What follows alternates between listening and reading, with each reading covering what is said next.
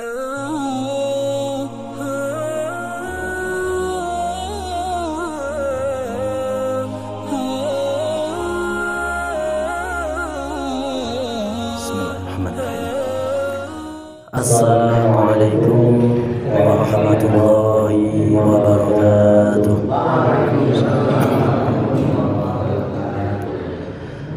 Alhamdulillahilladzi hadana lihada wa ma kunna linahtadiya laula an hadana Allah. Asyhadu an la ilaha illallah wahdahu la syarika lah wa asyhadu anna Muhammadan abduhu wa rasuluh. Allahumma fassalli wa sallim wa barik ala sayyidina wa maulana Muhammadin wa ala alihi wa ashabihi wa man sara bihadihi ila yaumiddin. Subhanaka la ilma lana illa ma 'allamtana innaka antal alimul hakim. Wa tub 'alaina ya maulana innaka antat tawwabur rahim. Rabbi shrah li sadri wa yassir li amri wa hlul 'uqdatam min lisani yafqahu qawli. Amin. Amma ba'd. Hadirin mukarramin wal muhtaramin yang Allah hormati, panjenenganipun Simbah Haji Ali Mahmudi, panjenenganipun Al-Ustaz Mulyatin, dan ugi Ketua Takmir Masjid Al-Istiqomah, beliau Bapak Dr. Aziz Muhammad Fikri, dan juga yang saya hormati segenap pengurus takmir Masjid Al-Istiqomah, juga para jamaahnya, para bapak, ibu, hadirin sekalian yang dirahmati Allah. Bersyukur kepada Allah dengan ucapan alhamdulillah. Allah telah menakdirkan kita menjadi bagian orang-orang yang senantiasa bersujud kepadanya. Allah menakdirkan kita menjadi bagian orang-orang yang di dalam hati kita ada la ilaha illallah. Ini adalah kenikmatan yang luar biasa yang tidak bisa dibandingkan dengan nikmat-nikmat yang lain. Bersyukur kepada Allah dengan ucapan alhamdulillah. Allah berikan kita umur panjang, setidaknya sampai saat ini masih sehat walafiat, sehingga kita bisa berkumpul bermajelis bersama di malam hari yang mulia, malam hari Jumat, mengkaji kitab yang paling mulia, kitab Al-Quran yang diberikan kepada Nabi yang paling mulia, Nabi Muhammad.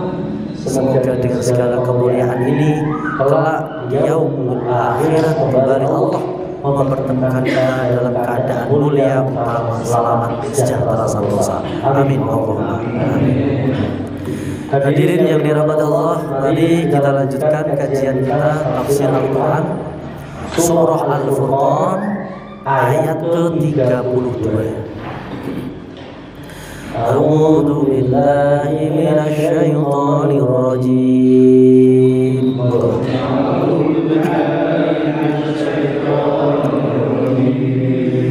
Bismillahirrahmanirrahim.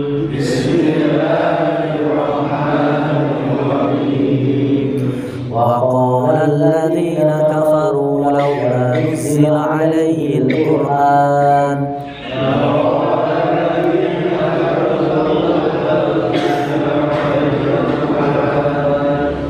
نزل عليه القرآن جملة واحدة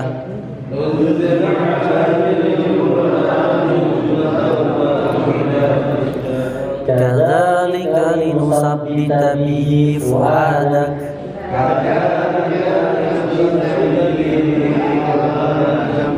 ورتلناه ترتيلا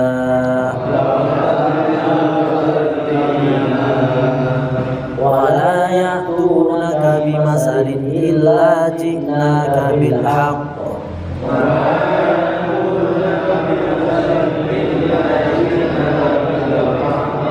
بالحق وأحسن تفسيرا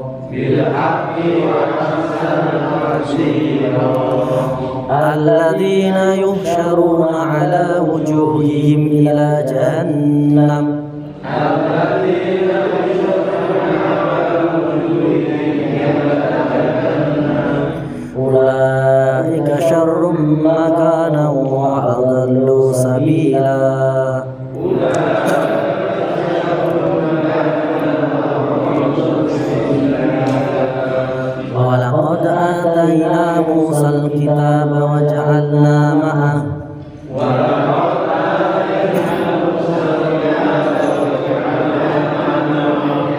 وجعلنا معه أخاه هارون وزيرا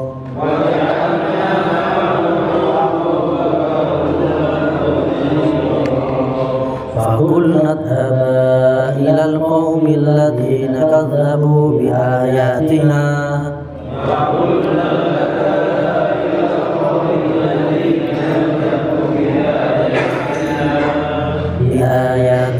فدمرناهم تدميرا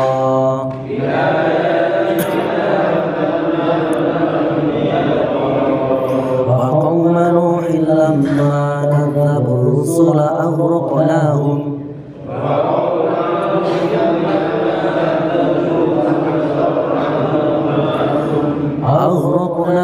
وجعلناهم للناس آية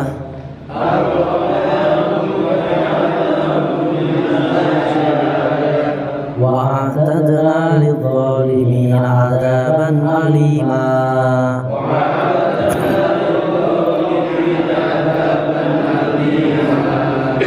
وعادا وثمود وأصحاب الرس وقرونا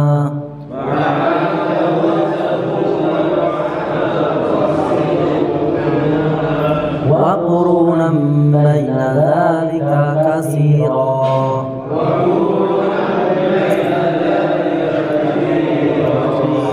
وكلا ضربنا له الأمثال وكلا تبرنا تتبيرا ولقد عتوا على القرية التي أمطرت مطر السوء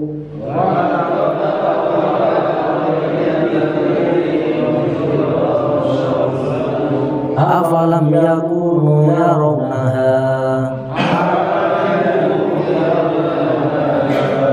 بل كانوا لا يرجون نشورا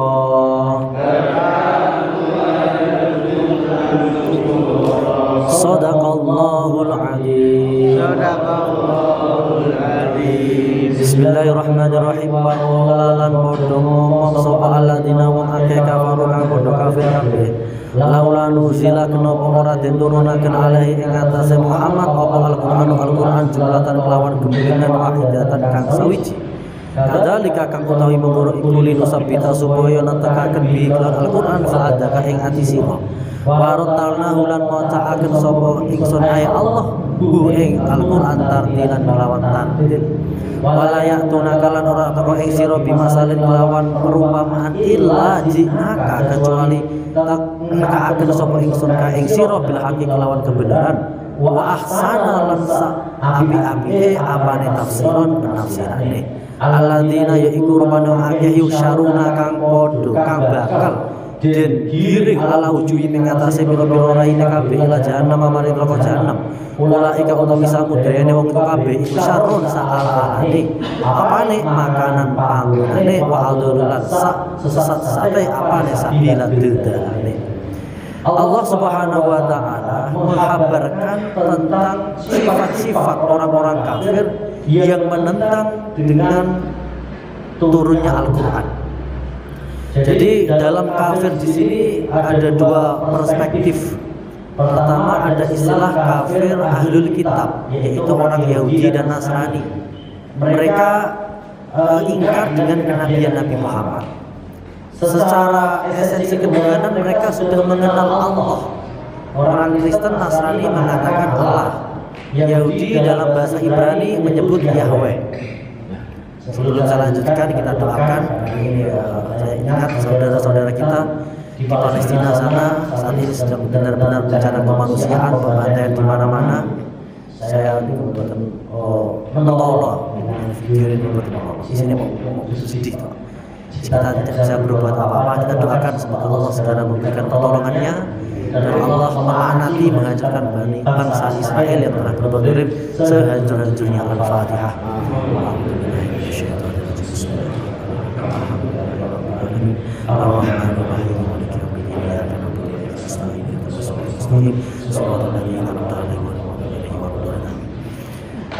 Kafir ahlul kitab kitab, orang Yahudi dan Nasrani secara esensi sudah mengenal Tuhan. Yang kedua, ia mengenal adanya hari pembangkitan. Orang-orang Kristen Nasrani kalau ada saudaranya meninggal, ia mengatakan sudah damai bersama Bapa di sana. Dari perkataan ini mereka sudah mengakui wong kuwi nek mati bakal dibangkitkan lagi. Dalam sisi ini mereka benar. Yang menjadi keliru satu, dia tidak mengakui kenabian Nabi Muhammad. Terus yang kedua, dia memain klaim bahwa surga neraka milik mereka. Sebagaimana ungkapan Al-Quran, wa qalu la yadkhulal jannata illa man kana hudan aw nasara. Orang Yahudi yang mereka mengatakan kelak yang masuk surga kami. Orang Nasrani mengatakan kelak yang masuk surga kami. Dijawab oleh Allah, innal ladzina amanu wal ladzina hadu wan nasara sabiina man amana billahi wal yawmil akhir falahum ajrun inda rabbihim wa la khaufun 'alaihim wa la hum yahzanun. Siapa saja dari golongan orang-orang baik dari pengikut Isa ataupun sekalipun Yahuda, bukan dalam makna agama tetapi lebih kepada klan keturunan Yahuda bin Yakub, jika mereka mau beriman kepada Allah dan hari akhir maka akan mendapatkan surga. Tapi kalau mereka menolak dengan kenabian Rasulullah dan main klaim mereka mengaku mereka adalah kekasih Allah, maka pernyataan yang seperti ini dibatalkan. Tapi secara dalam satu sisi yang lain ada beberapa hal yang mereka benar. Mereka mengakui Allah, mereka menyebut Yahudi Yahweh, mereka mengakui adanya hari pembangkitan. Terus yang kedua ada kafir pagan, kafir yang non-semitif, tidak mempunyai kitab suci, menyembah patung-patung seperti kafir Quraisy, banyak Tuhan, banyak dewa. Orang yang seperti ini tidak mengenal esensi Tuhan itu siapa, terus tidak mengakui adanya hari pembangkitan. Nah, yang dimaksud dalam kafir di sini adalah orang Quraisy, berarti kafir pagan. Mereka mengatakan laula nuzila alaihil qur'anu jumlatan wahidah. Kenapa Quran kok diturun ke langsung bulan koyok zaman Taurat perjanjian lama atau Injil perjanjian baru? Sebenarnya pertanyaan seperti ini itu pertanyaan yang kritik saja, bukan kritik yang membangun, tapi kritik yang menjatuhkan. Ya pada karo enten ngaji, enten kan baru maghrib. Kadang-kadang ana sing menarik, dino ngajine ora manut wae. Dino ngajine ora barisae. Umpama dituruti ora gelem eno padha wae. Jadi ya begitulah. Lha umpama niki dituruti Quran iku turun sak glodong ya padha wae Abu Jahal ora melu. Ora iman. Jadi ya biarlah. Anjing bergogok, kafilah tetap berlalu. Dijawab oleh Allah, Al-Quran turun secara berangsur-angsur. Ini adalah untuk menguatkan dakwahnya Nabi. Justru ini baik bagi Nabi. Al-Quran diturunkan dari Allahul Mahfud. Sebagian pendapat mengatakan pada tanggal 17 Ramadan tidak kepada langit dunia secara utuh 30 juz. Tetapi nanti diberikan kepada Nabi Muhammad berangsur-angsur menyesuaikan dengan setiap permasalahan yang dialami oleh Nabi Muhammad. Sebagaimana ketika suatu saat orang-orang kafir ini mendatangi Nabi Muhammad, kemudian ia mencoba untuk negosiasi, wahai putra Abdullah, bagaimana kalau kita berdamai? Kita ini masih keluarga, keturunan Fihr, keturunan Quraisy. Muhammad bin Abdullah bin Abdul Muthalib bin Hashim bin Abdul Manaf bin Qusay bin Kilab bin Murrah bin Ka'ab bin Lu'ay bin Ghalib bin Fihr. Fihr itu namanya Quraisy. Ijih dulur dhewe, yuk do bersatu. Satu hari kita mengikuti agamamu, hari berikutnya kamu mengikuti agamamu. Bagaimana kalau begini? Maka turunlah Jibril dengan membawa surah Al-Kafirun. Qul ya ayyuhal kafirun la a'budu ma ta'budun wa la antum 'abiduna ma a'bud wa la ana 'abidu ma abattum wa la antum 'abiduna ma a'bud lakum dinukum waliyadin. Yang artinya larangan bagi Nabi Muhammad dan beserta umatnya untuk apa? Mencampur baurkan agama. Kadang nang masjid, kadang nang gereja ora kena. Jadi kita boleh toleransi menghormati orang-orang non muslim, boleh tidak apa-apa. Dengan cara apa? Kita berikan kebebasan dari minggu gereja, ya ora diganggu. Nek Natalan ya ora diganggu. Tapi tidak usah mengucapkan selamat Natal. Ya wis biasa saja. Wis monggo ada gereja ya silakan. Tapi untuk urusan-urusan intern kita tahu masing-masing. Jadi ada saatnya kita bersama, ada saatnya kita tidak boleh mencampur adukan keyakinan kita. Terus wala ya'tunaka bimasalin illa ji'naka bihaqqi wa ahsana tafsira. Ini sebagian fasir memberikan pendapatnya bahwa ini tentang ayat nasakh dan mansukh. Jadi kadang-kadang dalam Al-Quran itu ada yang ayatnya sudah dihapus tapi ketentuan hukumnya masih dilaksanakan. Contohnya apa? Ada ayat asy-syaikhu wasy-syaikhatu idza zanaya farjumuhuma al-bata. Orang yang sudah bersuami kemudian berbuat zina maka rajamlah. Ini ayatnya sudah tidak ada, tetapi ketentuan hukumnya masih dilaksanakan. Kadang-kadang ada dalam Al-Quran itu ayatnya masih, tapi ketentuan hukumnya sudah tidak dipakai. Contohnya apa? Dalam Al-Baqarah, kutiba alaikum idza hadara ahadakumul mautu in taraka khairan lil wasiyatu lil walidaini wal aqrabina bil ma'ruf. Wong nek mati itu wajib wasiat. Ayat itu. Tetapi secara hukum Nabi sudah memberikan penjelasan bahwa wasiat hukumnya sunnah. Dan wajib kan berarti mau mati kudu aturan nih. Nek ora wasiat itu ayatnya masih kutiba alaikum, tetapi kewajibannya sudah dinasakh. Itu ada. Kemudian kadang-kadang ada ayat menasakh ayat. Ayat 1 ini mengklarifikasi ayat yang lain. Contohnya walladzina yutawafawna minkum dan azwajan khasyatan li azwaji mata'an ilal hauli. Orang yang wanita yang ditinggal mati oleh suaminya atau cerai mati itu kan mau mulanya idahnya ilal haul 1 tahun. Kemudian dinasakh arba'ata asyhuri wa ashra. Itu 4 bulan 10 hari. Jadi ayatnya masih semua, tapi ayat yang ini mengklarifikasi atau menghapus hukum ayat yang 1. Nah, bagaimana caranya? Ya belajar ilmu ulumul Quran, ada ilmu nasakh maksud. Dan itu nanti ruang lingkupnya para ulama. Nah, ini adalah bukti bahwa kita mempelajari Al-Quran tidak boleh meninggalkan ulama. Bahaya sekali. Dulu Bapak Ibu, ayat Al-Quran itu buatan enten titik, ba tidak ada titiknya, tak tidak ada titik 2, sa tidak ada titik 3. Semua orang Arab bisa baca karena memang itu tulisan mereka.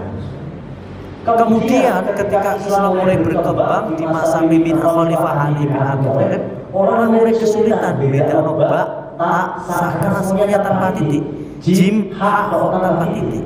Maka Sayyidina Ali mengutus salah satu muridnya yang bernama Abul Aswad Ad-Du'ali. Beliau sebenarnya keturunan Bizantium, Romawi Timur.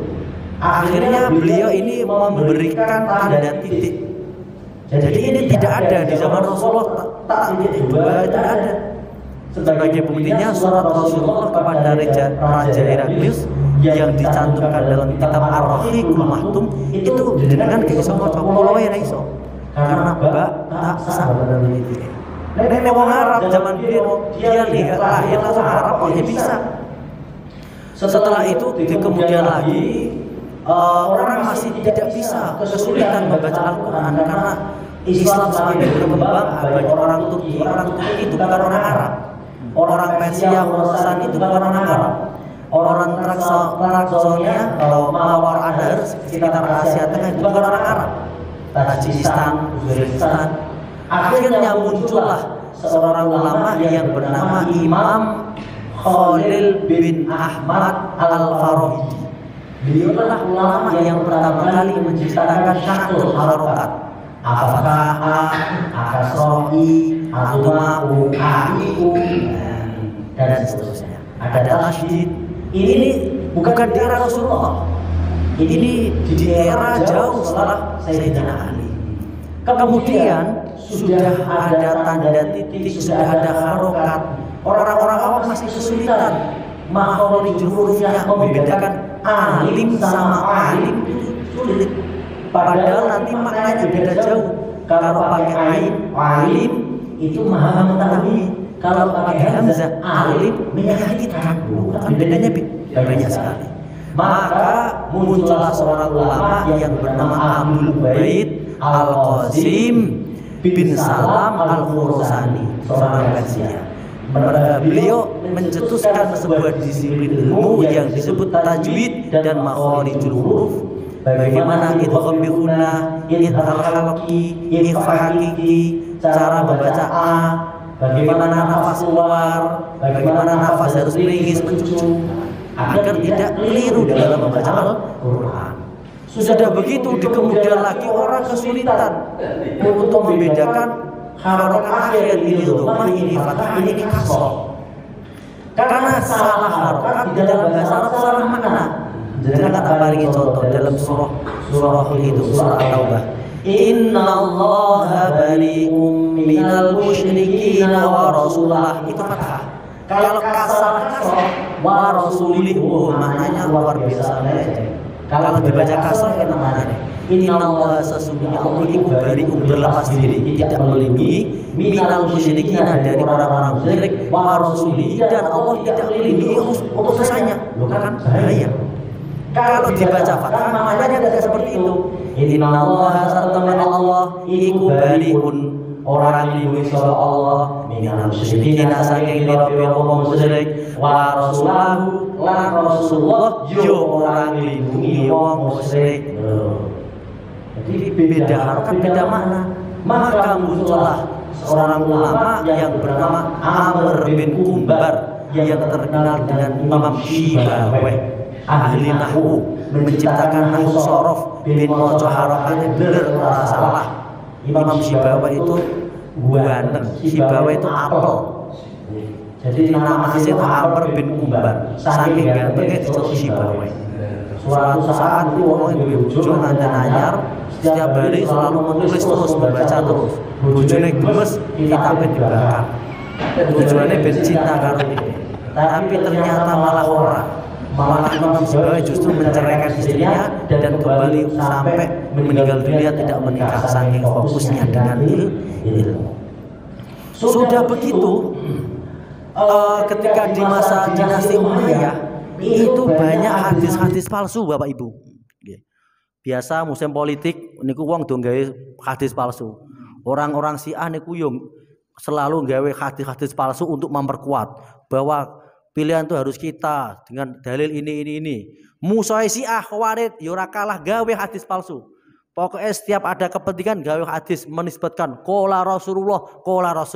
Bingung, banyak hadis bertebaran yang tidak jelas. Maka pada waktu itu Khalifah Umar bin Abdul Aziz dari Bani Umayyah sedih, kemudian beliau konsultasi dengan seorang ulama, yaitu seorang ulama yang bernama Rawa Hurmuzi, seorang pakar ilmu hadis. Maka Rawa Hurmuzi beliau menciptakan sebuah disiplin ilmu baru yang disebut apa? Ilmu mustolah hadis.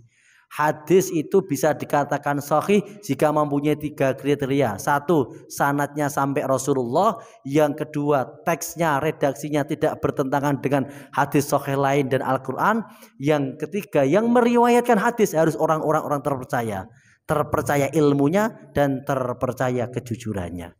Ini semua ulama. Maka kita tidak akan bisa meninggalkan ulama. Oleh karena itu di dalam apapun kita harus selalu mengingat jasa ulama, mendoakan kebaikan mereka, karena kita memahami bisa paham agama itu juga karena ulama. Maka Nabi bersabda, al ulama'u warasatul anbiya. Alladzina yusharuna ala wujuhim ila jahannam ulaika syarru makana wa adallu sabila. Orang-orang yang selalu bertanya ngoten niku wau, kenapa Al-Qur'an tok turunnya begini, kenapa Al-Qur'an begitu? Mereka semuanya ini kelak akan digiring oleh Allah ke neraka jahanam menggunakan mukanya, jadi dituntut. Nah, ada sahabat yang bertanya, wahai Rasulullah, bagaimana SOP orang berjalan dengan apa itu? Dengan mukanya. Ini kepripun mangke? Dijawab Kanjeng Nabi, Gusti Allah iku mampu segala-galane. Nyiptakno kewan sing glosot nganggo awake ya iso, nggih. Terus mabur ya iso. Dadi sok mben nyiptakno wong mlaku nganggo raine ya iso. Wis rambut takok ora usah mbok takokno, nggih. Jadi yang jelas orang-orang sing kakean cerewet takok ngeten iki takoke ora karena ape anut mboten. Kan takok kan macam-macam. Takok ana sing ngetes ustate iso ora. Takok ana sing tujuane memang ingin tahu. Ana takok iku sing mau nyerimpeti tok. Nah, iya. Kenapa Al-Qur'an itu kok begini? Kenapa kok begitu? Umpama dituruti ya ora anut, nggih. Kenapa ngajinya kok malam Jumat? Kok enggak ini? Kok enggak ini? Dituruti ora melu ngaji. Ya. Nah, jadi is macam-macam. Dunya niku isine akeh. Walaqad ataina Musal kitaba wa ja'alna ma'ahu akhahu Harun wazira. Yaqulu ta'ala mutawaidan min man kadzaba Rasulullah Muhammadan min musyriki qaumahu wa man khalafahu. Ayat ini Allah memberikan ancaman bagi siapa saja yang mendustakan Nabi Muhammad dari orang-orang musyrik. Memberikan ancaman dengan iqabihi siksanya wa alimun adabihi. Dengan Allah memberikan sebuah cerita bahwa dulu Allah pernah mengutus seorang nabi yang bernama Musa dan saudaranya Harun diutus kepada Fir'aun dan Fir'aun ternyata mendustakannya. Akhirnya fadammarnahum tadmira, dilempar, disiksa dengan ditenggelamkan di Laut Merah. Jadi Nabi Musa niku karo Nabi Harun niku nggih unik.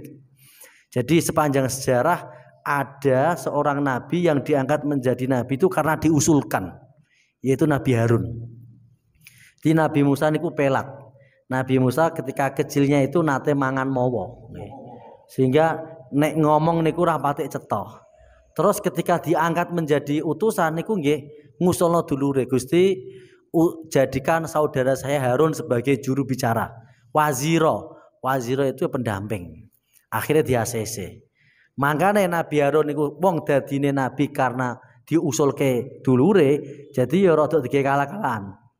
Pernah suatu saat ketika Nabi Musa bermunajat selama 40 hari, kemudian Nabi Harun dipesan dikon nunggoni umat Bani Israel, ternyata selama 40 hari itu Bani Israel menyembah pedet betina. Lho niku dijuwotos karo Nabi Musa tenan. Nabi Musa ku galak, kuwaplok. Kowe iku tak kandhani tak kon ngandani santri-santri kok dadi kene piye kuwaplok-puwok. Ya meneng ae. Dene sadar le dadi nabi karena diusulkan. Jadi apa wae iku nek rada diusulno ya rada dikekal-kalan. Terus ada yang unik ketika Nabi Musa ini berdakwah kepada Fir'aun. Suatu saat Fir'aun itu ngundang Nabi Musa. Weh Musa, cilik anemku sing ngrumati aku. Kowe iku nek gak tak rumat wis keli nang ngene Sungai Nil. Saiki kok ngaku-ngaku dadi utusane pangeran. Sapa pangeranmu? Nabi Musa menjawab, Rabbus samawati wal ardh. Tuhanku adalah Tuhan langit dan bumi. Fir'aun jawab, hai Musa, setahu saya di muka bumi saya berjalan terus semua orang menganggap saya Tuhan. Saya belum pernah ada satupun orang yang tidak menganggap saya Tuhan. Kalau kau mengatakan di langit ada Tuhan, oke, saya tak membuat piramida. Saya mempunyai wazir bernama Haman, dia ahli bangunan. Supaya menciptakan piramida yang besar, saya akan intip apakah di sana ada Tuhan. Nabi Musa mikir, wah ini Fir'aun ini beres. Tidak mungkin Allah itu bisa dilihat secara kasat mata. Nabi Musa saja yang Nabi tidak bisa melihat. Ya, tidak bisa melihat. Apa ini kok orang kurang ajar, kok kepengen roh pangeran. Akhirnya Nabi Musa cara mengalahkan argumen Fir'aun tidak dengan emosi, tapi dengan bahasa teologi yang kuat, yaitu Nabi Musa mengatakan Rabbukum wa Rabbu abaikumul awalun. Tuhanku adalah Tuhan kalian semua dan Tuhan bapak-bapakmu, nenek-nenekmu semua. Akhirnya menengcep. Semua orang yang ada di dekat Fir'aun mikir, tak pikir-pikir bener Musa. Umpama Fir'aun iki ngaku pangeran, lah terus mongko Fir'aun ku duwe bapak, duwe mbah. Terus pangerane bapak Firaun sapa? Pangerane mbae Firaun sapa? Wah, Firaun ki tak pikir-pikir sarap tenan iki. Mosok pangeran tekone keri-keri. Jadi di dalam perspektif teologi agama itu kan Tuhan itu siapa? Tuhan itu ya Tuhan yang menciptakan langit dan bumi. Jangan sampai ada orang yang lahirnya saja di bumi kemudian mengaku sebagai Tuhan. Wong ora melu gawe kok melu ngaku. Jadi Tuhan itu ya harus mempunyai sebuah prestasi menciptakan langit dan bumi. Akhirnya Firaun menang. Dari argumen yang sederhana itu banyak orang-orang niki sing do iman karo Nabi Musa meskipun iman secara sembunyi. Di antarane pembantune Firaun sing jenenge Ibu Masitoh.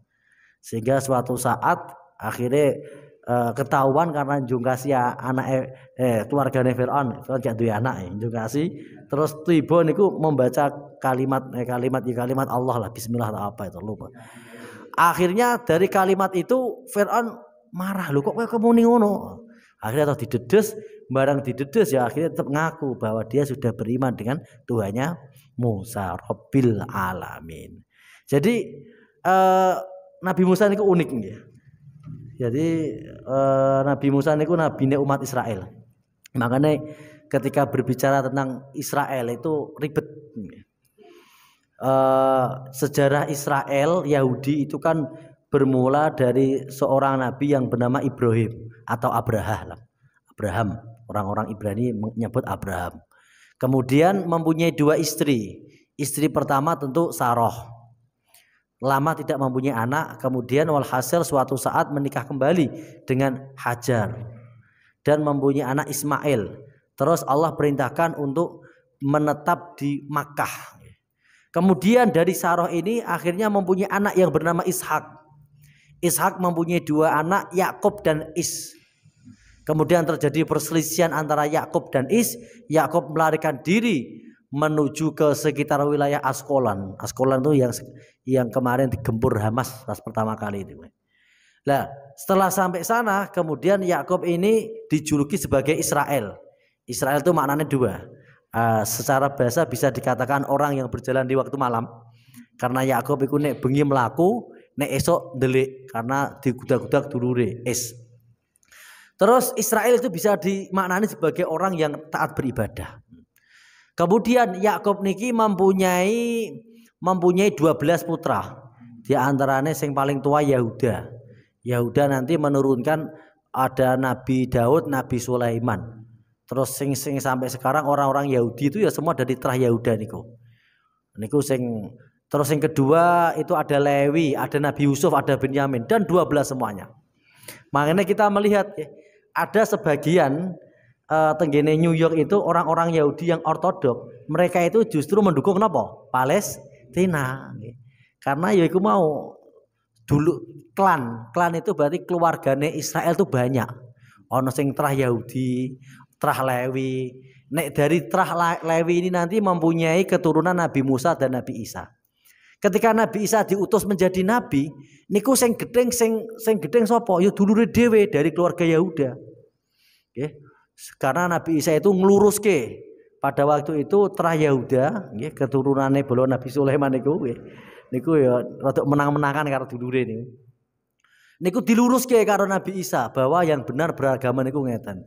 Zaman dulu niku kan terah Yahuda niku menguasai niku bait suci Bethlehem. Jadi orang-orang Israel yang lain itu dadi anak buah. Nah, ape rono ya cerone cara agama ya di order lah. Pe masuk bayar, ape iki bayar semene. Itu diluruskan. Warohbaniyatani tadauha makatabna alim ilabtihu awajillah. Jadi Nabi Isa itu meluruskan, tidak. Jadi orang-orang Yahuda, keturunan Yahuda menggunakan agama untuk meraup keuntungan, diluruskan. Akhirnya orang-orang Yahuda ini yang memberikan kabar kepada Romawi. Sebenarnya wong Romawi niku gak ana urusan karo Isa, karo Yesus gak ana urusan. Wong buta-buta dhewe. Cuma diprovokasi karo terah Yahuda karena merasa ora seneng karo Nabi Isa yang meluruskan ajaran mereka. Akhirnya orang Romawi diprovokasi, ini pemberontak. Ini membahayakan kekuasaanmu. Akhirnya sehingga orang Romawi itu memburu Nabi Isa dan kemudian diangkat oleh Allah di langit. Dan murid Nabi Isa yang membocorkan tempat persembunyiannya yang bernama Yudas Iskariot itu diusapi karo malaikat Jibril, rupane mirip Isa atau mirip Yesus, akhirnya disalib. Jadi ya makanya wong Yahudi niku ya sing untuk beler-beler niku ya keturunan Yahuda sing saiki sampai Zionis itu. Nah, sebenarnya Israel itu kan banyak klan, banyak keluarga. Waktu ya, ini berarti sampai ini kita fadam marnahum tadmiro 36, besok 37 sampai cerita Nabi Musa, besok cerita Nabi Nuh. Nah, demikian semoga bermanfaat. Lebih lanjut kita lanjutkan session dialog interaktif, monggo.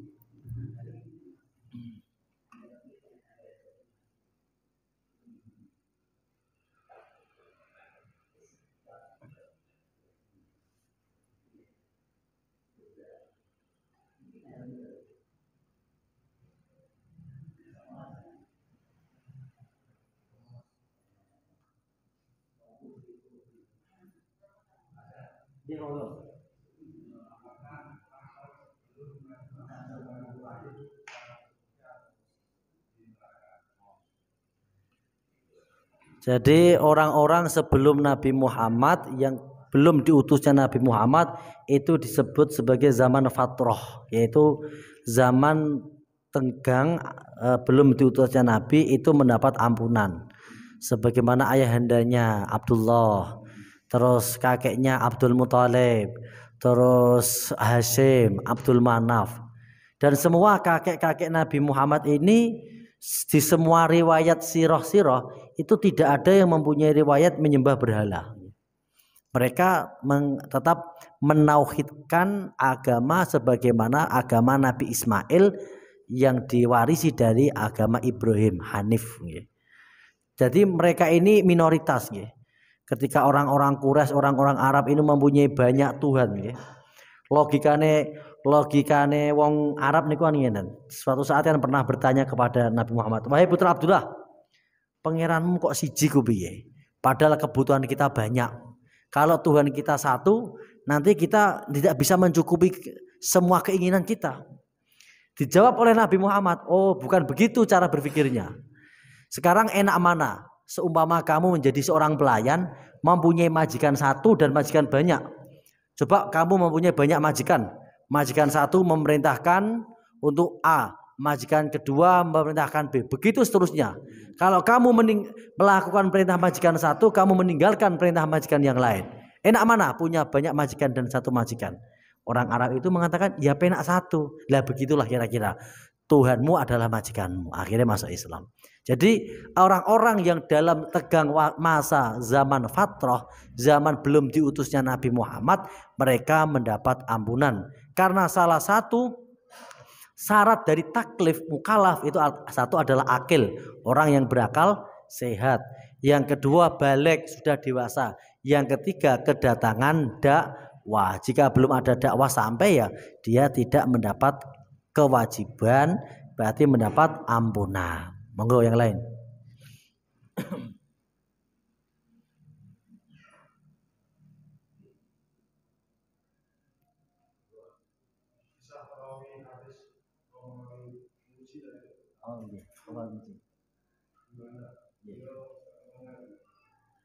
Jadi Rawahul Muzi itu hidup di masa Khalifah Umar bin Abdul Aziz. Beliau seorang tokoh ulama yang terkenal zuhud. Zuhud itu ya mementingkan akhirat daripada dunia. Jadi saking ngati-ngatinya dia itu tidak pernah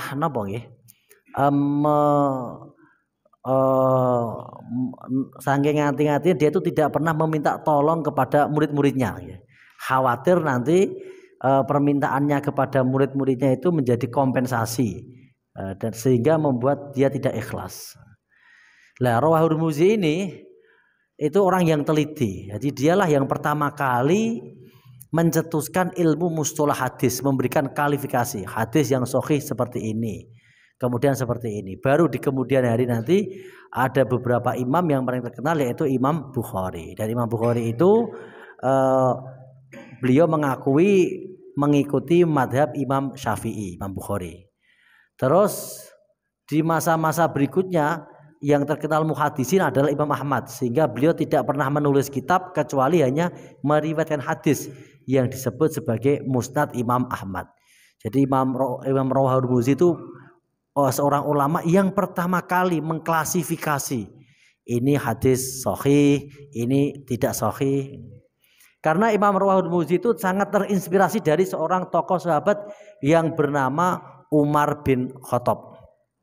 Umar bin Khattab itu tidak suka siti-siti ada orang mengatakan qala Rasulullah, qala Rasulullah. Karena ngati-ngati nanti bohong. Pernah suatu saat Abu Hurairah itu ketemu Nabi di kebun, Abu Hurairah.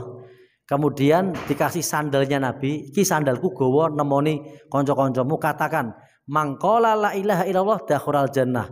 Barang siapa yang mengucapkan la ilaha illallah masuk surga. Akhirnya Abu Hurairah keluar dari kebun terus ngomong, "Wahai sahabat-sahabat, saya sudah berjumpa Nabi. Nabi ada di kebun kurma dan saya dipesan untuk menyampaikan." Beliau bersabda, "Mangqala la ilaha illallah dakhural jannah." Umar mireng niku langsung ditinju. Ditinju gledak nganti nangis seg-segen. Ije ngono ije dicengkiwe karo Umar diseret. "Kowe aja gampang-gampang ngomong kandhane Kanjeng Nabi, tenan apa ora?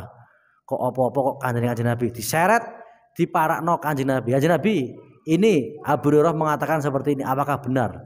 Kanjeng Nabi, "Ojo ngono, Mar, ojo keras-keras." "Iya benar, aku mau mengatakan seperti itu." Terus Umar juga pernah lagi. Jadi Umar itu terkenal orang yang ngati-ngati. Jadi jangan apapun itu dinisbatkan kepada Nabi. Suatu saat Umar niku kedatangan Abu Musa. Abu Musa niku dolan nang Umar terus mengucap salam 3 kali. "Assalamualaikum," gak dijawab. "Assalamualaikum," gak dijawab. "Assalamualaikum," gak dijawab. Akhirnya balik. Umar kayak dungu. "Tadi saya ketika mendengar ada tamu, coba cari." Dicari ternyata Abu Musa. Terus takoki, "Gene kok kowe kok ape dolan omahku kok balik meneh?" "Aku mau wis salam ping 3 gak mbok jawab, ya aku balik.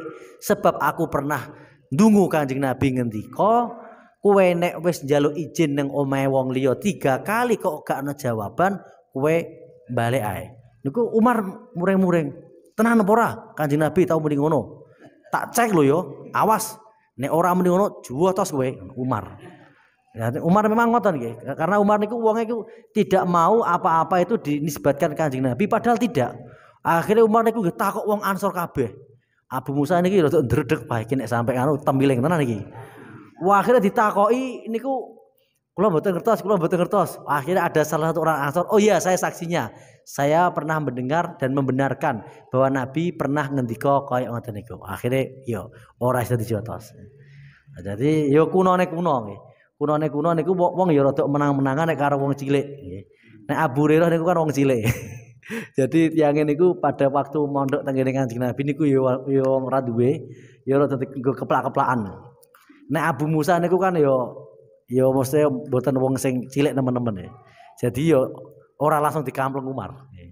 Tapi diancam, "Awas kowe nek ngapusi tembiling tenan kowe." Nah, jadi Umar itu Rawahul Muzi itu terinspirasi dari Umar. Jadi bukan karena kita tidak membicarakan betapa kerasnya Umar, kita tidak membicarakan Umar seneng jotosan boten, tapi Umar niki jiwa klarifikasine.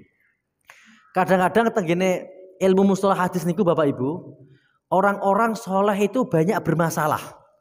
Orang-orang soleh itu banyak dikritisi di dalam meriwayatkan hadis. Sebab masalah wong soleh ku biasanya wong lugu ngandelan.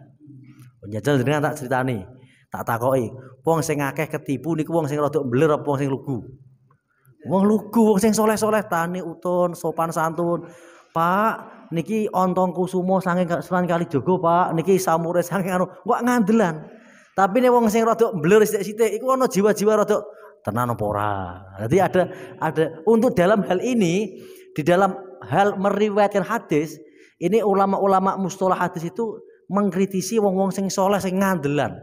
Angger diomongi qala Rasulullah nggih, qala Rasulullah nggih. Ini bermasalah nggih.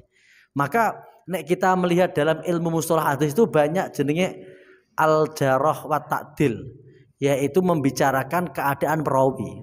Kadang-kadang ada ulama itu mengomentari ulama perawi, orang ini solih, orang ini ahli ibadah, tapi kalau berbicara masalah hadis harus ditolak. Jadi tidak hanya modal solih, tapi juga harus terpercaya keilmuannya. Ini kok karena masalah wong soleh ini ngandelan.